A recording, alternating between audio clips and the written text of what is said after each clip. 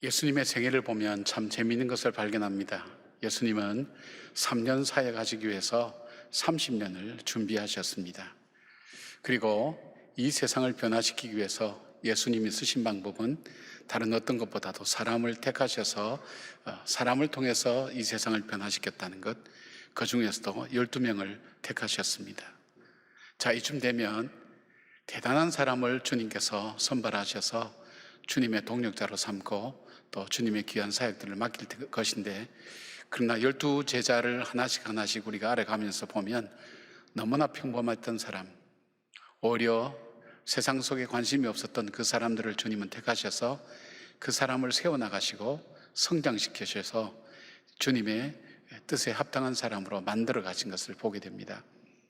오늘 소개하려고 하는 이 나다나엘이라는 사람은 공간복음서에는 그냥 바들로메라고 그렇게 표현되기도 하고, 또 이 요한복음에는 나다나엘 그렇게 표현됩니다마는 어느 것이 그분의 진짜 이름이고 또 별명인지 자세히 알 수는 없지만 일반적으로 나다나엘이 아니겠는가, 그런 이야기를 합니다.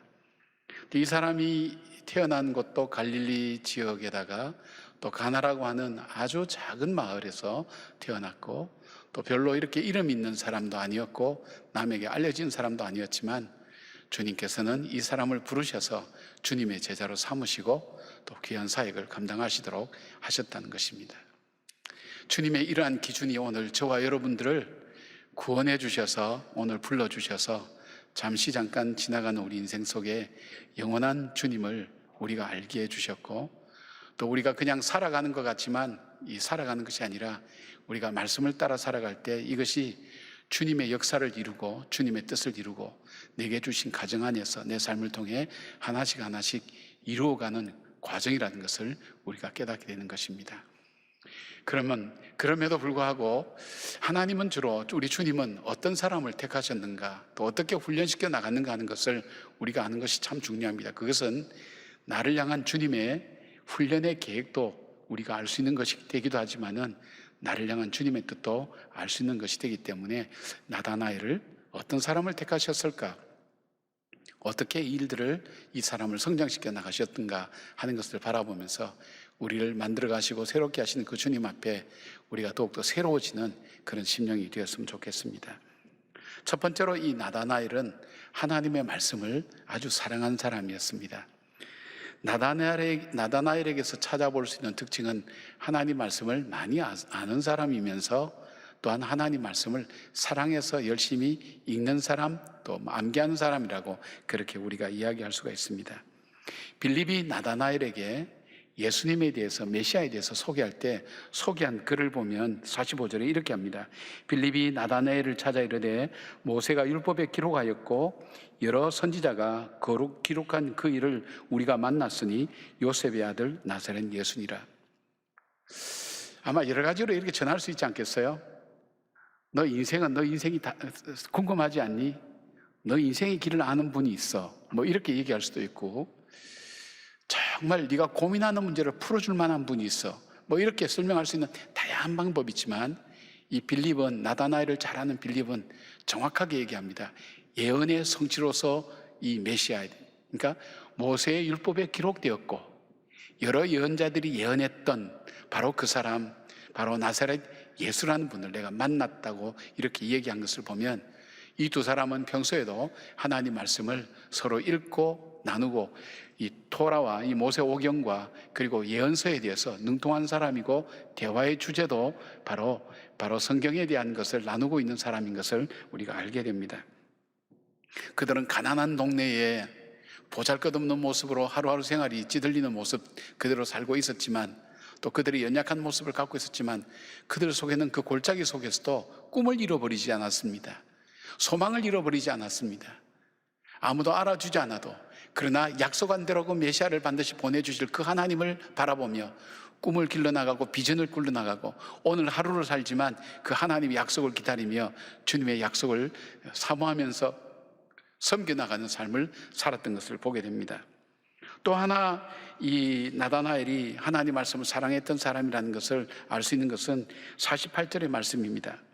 나다나엘이 이르되 어떻게 나를 아시나이까? 예수께서 대답하여 이르시되 빌립이 너를 부르기 전에 내가 무화과 나무 아래에 있을 때 보았노라라는 말씀입니다. 우리가 평범하게 볼 수 있지만 이스라엘 사람들은 주거 생활이 우리처럼 아파트 뭐 이렇게 되어 있는 것이 아니라 허름했습니다. 그렇기 때문에 별로 이렇게 뭐 숨겨지거나 이런 부분이 없었죠. 또 그렇게 집이 넓지 않았고 가난했기 때문에 많은 방을 갖고 있을 수도 없고, 그래서 그들이 한 것이 뭐냐면 마당 앞에 무화과 나무를 심었습니다. 무화과 나무가 이렇게 보통 한 4m 내지 5m 높이로 이렇게 자라고, 이 가지가 굉장히 울퉁불퉁합니다. 울퉁불퉁한 가지가 주변에 한 8m 내지 10m까지 뻗어나갑니다. 무화과 나무 잎이 또 크거든요.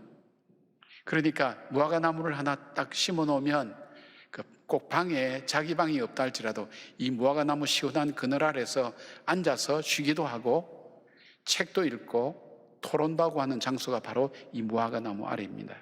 나다나엘이 바로 이 무화과 나무 아래에 있었던 것은 그가 열심히 하나님 말씀을 읽고 있었고 하나님 말씀을 묵상하고 있었다는 것을 이 주님이 알고 계셨다는 그런 의미가 됩니다. 그래서 바로 이 무화과 나무는 책을 읽고 묵상하고 쉬는 장소로 쓰여지면서 하나님께서 자신들에게 주신 그 꿈을 기르는 그런 장소로서 바로 이 무화과 나무가 쓰여진 것을 보는데, 예수님이 그걸 보셨다는 겁니다. 여러분은 혹시 여러분의 무화과 나무가 있습니까? 여러분 삶 속에 내가 주님과 만나고 주님의 말씀을 읽고 그리고 기도하며 현실의 이 어려움 속에서 수없이 다가오는 많은 문제를 떠나서 하나님 앞에서 주님께서 주시는 그 소망을 붙들고 이야기할 수 있는, 대화할 수 있는 그런 무화과 나무가 여러분 속에 있는지 모르겠습니다. 바로 하나님 말씀을 사랑하고 하나님 말씀을 읽어나갈 때에 주님께서는 바로 이 나다나엘을 찾아오시고 만나주시고 그 제자로 부르신 것을 보게 됩니다. 나다나엘은 어부로서 가난한 지역에 태어나서 꿈도 가질 수 없는 그 땅에 자라났지만, 그러나 그 친구들과 함께 이 메시아의 오심, 그 소망의 메시지를 그들이 함께 읽고 나누는 가운데 참된 메시아를 만나면서 그들의 삶이 바뀌고 그들의 삶뿐 아니라 세계 역사를 바꿔나가는 귀중한 인물로 쓰임받았던 것을 보게 됩니다. 여러분, 나는 보잘것없는 삶이야 그렇게 생각하지 마시고 하나님의 말씀을 사랑하고 말씀을 읽어나갈 때 말씀이 나를 만들어가는 것입니다. 아멘이십니까? 예, 말씀이 만들어가는 여러분 되셔서 정말 말씀이 축복하시는 그런 삶을 사는 여러분들 되시기를 주님의 이름으로 축원합니다. 아멘. 나다나엘의 두 번째는 편견을 극복한 사람입니다. 제가 이 부분은 여러분에게 몇 번 말씀을 드렸어요. 사람마다 세상을 보는 자기 인생의 기준을 다 갖고 계세요. 그걸 뭐 요즘은 프레임 씌운다, 그래 프레임이라 그러죠. 자기 인생의 삶을 바라보는 틀, 사람을 보는 틀, 사건을 바라보는 틀이 다 갖고 계세요. 그게 아마 어려서부터 형성된 경험이나 또 배운 지식이나 또 여러 가지 좋은 인상을 받았던 여러 가지 면들이 내 안에 쌓여지면서 세상을 나름대로 보는 어떤 가치관이라 그럴까요? 세계관이라 그럴까요? 하여튼 그런 틀들이 다 형성되어 있습니다. 그런데 이 틀을 형성하고 있는 것에 가장 기본적인 것이 자기중심적입니다. 자기중심적인 생각. 그러니까 내가 들은 것, 내가 배운 것, 내가 경험한 것, 그 이상을 알 수는 없어요. 그것에 의해서 판단하고 그것에 생각하는 거예요. 자, 여기서 바로 이 나다나엘은 친구 빌립이 와서 예수님을 소개할 때 나사렛 예수라 그럴 때에 나사렛 예수? 그러면서 나사렛에서 무슨 선한 것이 나겠느냐? 이게 틀린 얘기가 아니에요. 나사렛이 그 당시에는 30호 정도 살았다 그래요. 30호. 그러니까 인구가 150명 정도 사는 작은 동네였다 그래요. 그러니까 다 아는 거예요. 그 속에서 누가 태어났는지, 누가 자라고 있는지, 어떤 사람인지 다 아는 거예요. 뻔히 아는 거예요. 교육시설도 되어 있지 않아요. 그 다음에 영향력 있는 말도 안 해요. 여기서 고함을 질러도 저쪽에서는 무슨 일이 일어났는지도 몰라요. 그 다음에 아무리 거기에서 태어나도 자가 율법을 안다 그럴지라도 연서는 미가서에 보면 예루살렘에서 베들레헴에서 태어난다 그랬지 이 나사렛에서 태어난다 얘기는 하진 않았거든요. 그리고 또 뭐가 있을까요? 예루살렘처럼 문화나 정치나 경제나 사회나 외교나 모든 것이 중심지가 되어 있어서 그런 인프라가 구축되어 있어서 나타나면 딱 하면 영향력을 가지고 전 세계에 영향을 미칠 수 있는 바로 그 사람이 되어야 참된 메시아가 되지 않겠느냐. 나사렛에서는 불가능하다는 생각을 갖고 있었어요. 틀린 얘기입니까? 틀린 얘기 아닙니다. 여러분, 우리는 우리가 아는 한계 이상을 알 수가 없어요. 그래서 그것을 가지고 세상을 보고 사람을 보는 거예요. 그걸 가지고 살아가는 거예요. 그런데 그것이 문제의 본질을 보지 못하고 사실을 보지 못할 때가 참 많은 겁니다. 철로 역정을 쓴 존 번연의 다른 우화인 거룩한 전역이라는 The Holy War라는 그런 전역책에 보면 맨소울이라는 마을에 복음을 전하는 임마누엘 군대가 있었습니다.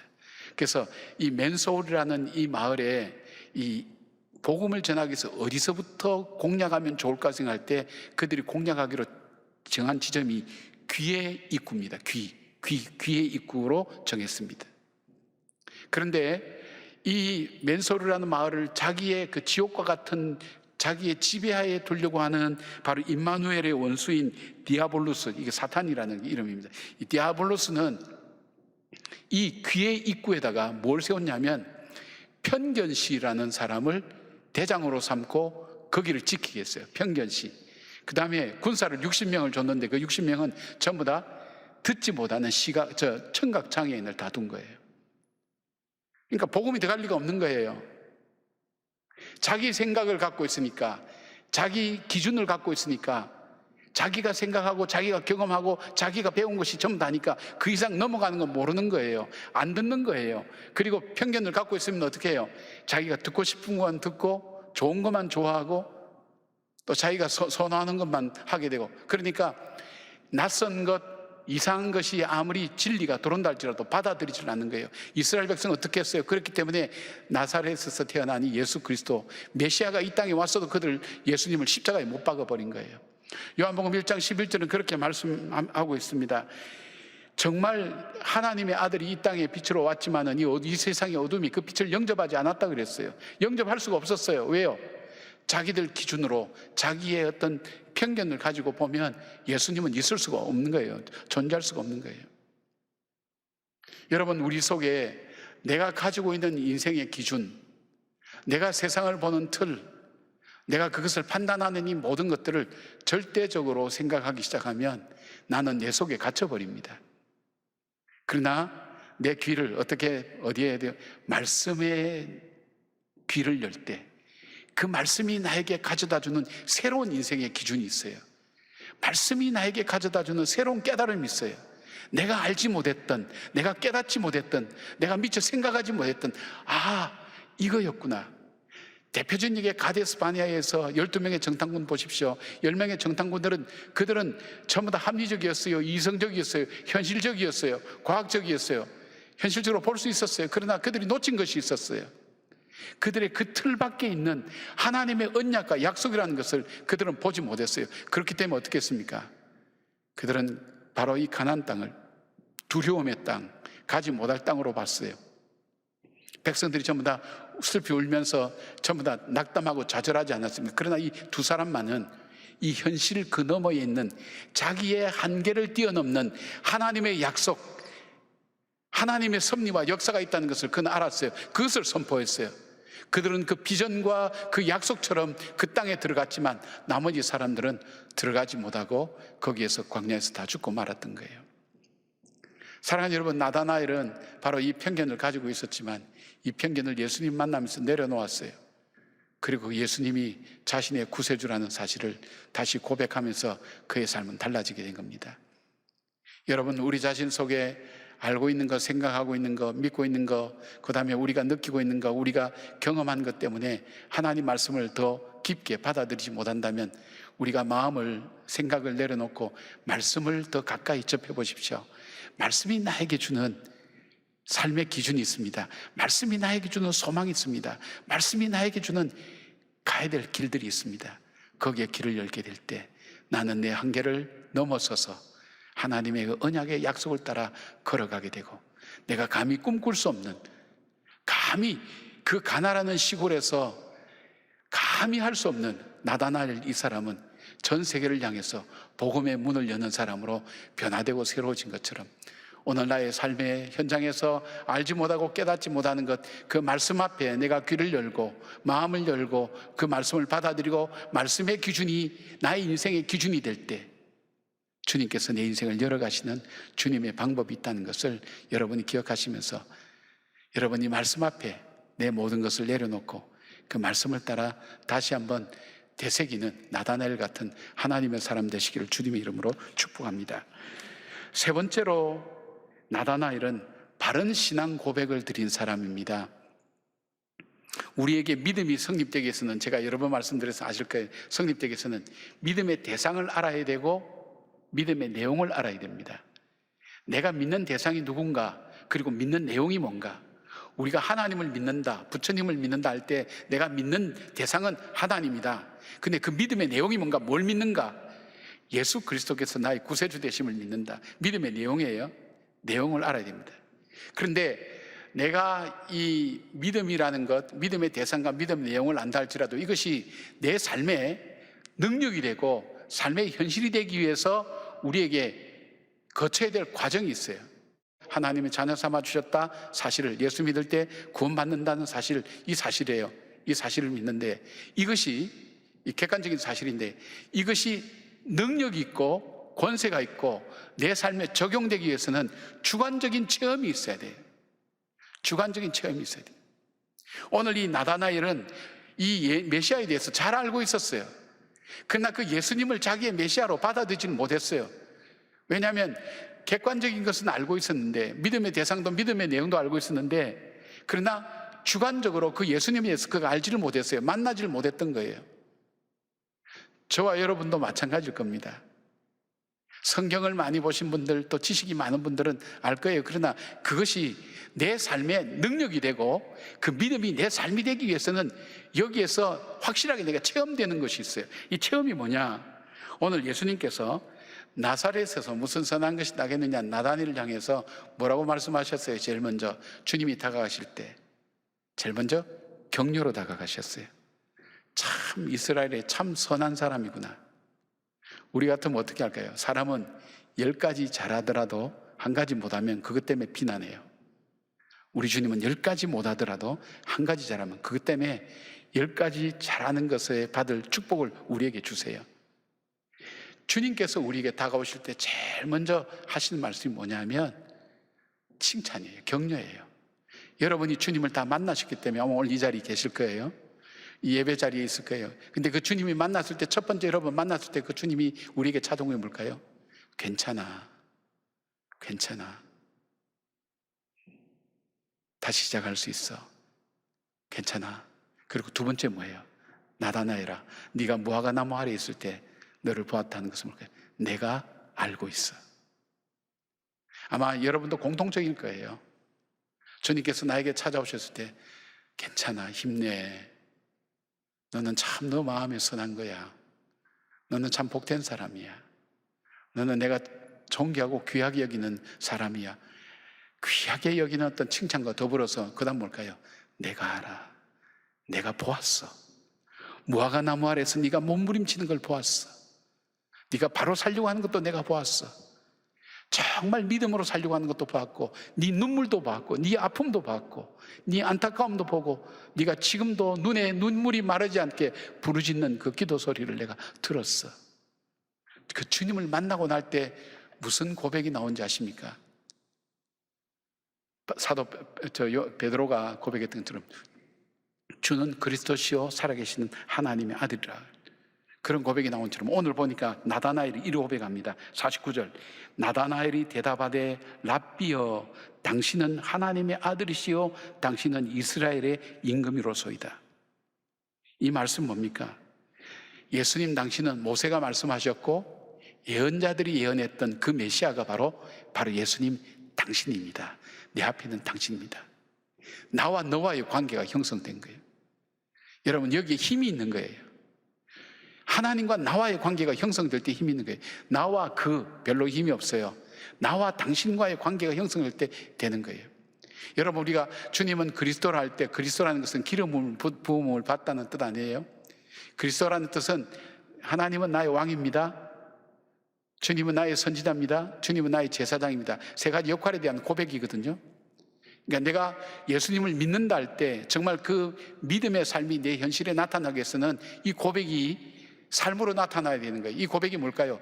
예수님이 나의 왕입니다. 내가 정말 섬기고 정말 그 말씀에 복종하고 나를 지켜주시고 보호해 주실 바로 그분이 바로 예수 그리스도인 것을 내가 믿습니다. 이것을 내가 고백하는 거예요. 예수님이 선지자입니다 하는 것도 뭘까요? 주님의 말씀이야말로 진리입니다. 세상에 진리가 많고 배울 것도 많지만은 그 주님께서 말씀하신 이 말씀이야말로 나에게 생명이요 나에게 진리가 되십니다. 그 사실을 믿는 거예요. 세 번째는 주님이 제사장이라는 건 뭘까요? 이 세상 살다 보면 우리의 죄악의 짐, 허물의 짐, 그리고 근심과 염려의 짐을 많이 지고 살아갈 수밖에 없는 이 세상 속에 친히 그 예수님이 제물이 되시고 대제사장 되셔서 내 죄를 대신 담당해 주시고 내 대신 십자가에서 피 흘려 주셔서 내 죄를 대속해 주신 바로 그 주님인 것을 내가 믿습니다. 이것이 신앙 고백입니다. 사랑하는 여러분, 우리가 믿음에 대해서 아는 것도 참 중요해요. 그러나 이 믿음이 나에게 있어서 내 삶으로 나타나고 나에게 생명으로 나타나기 위해서 중요한 것이 있다면 체험이 있어야 되는 거예요. 주님의 체험의 일반적인 모습은 뭡니까? 우리에게 다가오실 때 주님은 나를 격려하신다는 것, 칭찬하신다는 것, 그리고 또 하나 있다면 내가 너를 안다는 것. 아마 여러분들도 주님을 만나셨을 때 주님의 공통적인 내가 너를 안다, 사랑하는 딸아, 사랑하는 딸아, 내가 너를 알아, 너의 고민을 알아, 너의 고통을 알아, 너의 아픔을 알아, 내가 너를 알고 있다고, 내가 너를 이해하고 있다고, 내가 너를 붙들고 있다고. 아마 그런 약속을 받을 때에 여러분들이 주님 앞에 눈물을 흘리면서 그 고백하셨을 거예요. 주님 맞습니다. 주님은 나의 왕입니다. 나의 선지자입니다. 나의 제사장입니다. 주님, 내가 주님 의지합니다. 내가 세상의 짐 그리고 연약한 건 많지만 주님 앞에 다 내려놓습니다. 주님, 내가 진정으로 섬길 분이 주님이십니다. 내가 복종할 분이 주님이십니다. 내가 따라야 될 말씀이 주님의 말씀입니다. 그렇게 하며 믿음 안에서 살아가게 되는 것입니다. 사랑하는 여러분, 바로 그 고백을 하는 사람에게 주님은 또다시 축복의 말씀을 해주십니다. 51절 보니까 또 이르시되 진실로 진실로 너희에게 이르노니 하늘이 열리고 하나님의 사자들이 인자 위에 오르락 내려가는 것을 보리라 하시니라. 그래서 어떤 학자들은 그런 얘기합니다. 나다나엘이 이 무화과나무 아래서 읽었던 말씀이 바로 창세기 28장 야곱이 광야에서 돌베개를 베고 잘 때에 하늘에서 하늘문이 열리고 천사가 오르락 내리락 하면서 하늘과 땅이 이어지는 것을 보았던 그 말씀의 본문을 보고 묵상하지 않았는가. 그 묵상에 대해서 주님은 오늘 약속해 주시는 거예요. 너가 이거보다 더 귀한 일들을 많이 볼 거라고. 바로 예수님을 통해서 하늘의 일이 땅에서 이루어지고 땅의 일이 하늘에서 전달되는 그 놀라운 중보자의 역사의 일들을 많이 보게 될 것이라고. 주님의 약속처럼 나다나엘은 자기 고향에서 물이 포도주 되는 것도 경험했습니다. 광야에서 5,000명, 장정만 5,000명 되는 그 아이들이 먹는, 그 사람들이 먹는 것도 보았습니다. 정말 하늘의 역사가 이 땅에 이루어지는 것을 많이 보게 된 것입니다. 바로 그 삶이 오늘 저와 여러분의 삶이 되는 것입니다. 사랑하는 여러분, 오늘 우리 현실은 너무 어렵습니다. 정말 어디를 둘러보아도 미래를 바라볼 때 정말 우리가 가야 될 곳이 어딘가 알지 못하고 언제까지 이런 어려움들이 우리 삶 속에 계속될 것인가 하는 낙심의 마음이 우리 마음속에 오늘도 찾아오지만 이것이 우리에게 있음에도 불구하고 그것보다 오늘 하나님 말씀 앞에 다시 길을 열고 눈을 열고 그 말씀이 내 인생의 기준이 되게 하고 그 말씀을 내가 받아들이고 그 말씀을 사랑할 때 말씀이 주시는 능력을 따라서 성령의 은혜를 따라서 이 현실을 이겨내며 주님과 동행하며 정말 천국에 입성했을 때 너는 누구냐 할 때 나 주님의 제자입니다 라고 당당하게 외칠 수 있는 평범하지만 주님께서 존귀하고 귀하게 쓰시는 우리 주님의 사랑하는 성도들 되시기를 주의 이름으로 축원합니다. 아멘.